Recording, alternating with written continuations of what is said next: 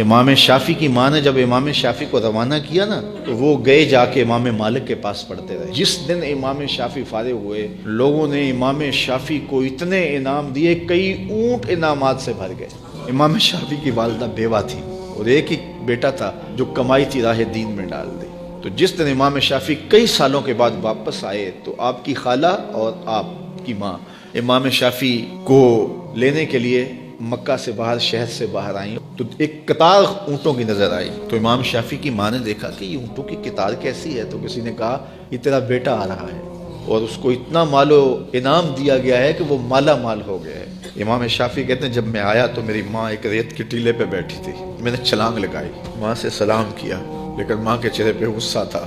میں نے کہا امی میں حضور کی حدیثیں پڑھ کے آیا ہوں اور کئی سالوں کے بعد آیا ہوں، تو آپ ناراض لگتی ہیں۔ تو کہا کہ میں نے تجھے رسول کی حدیثیں جمع کرنے کے لیے بھیجا تھا، مال جمع کرنے کے لیے تو نہیں بھیجا تھا۔ تو حضرت امام شافی فرماتے ہیں میں نے ماں کو کہا کہ امی کیا کروں، تو ماں نے کہا کہ بیٹے جو بھوکے ہیں انہیں غلہ دے دو اور جو ننگے ہیں انہیں لباس دے دو۔ تو امام شافی نے صرف چند درہم جیب میں رکھے، باقی وہاں کھڑے کھڑے سب راہ خدا میں خیرات کر دیا۔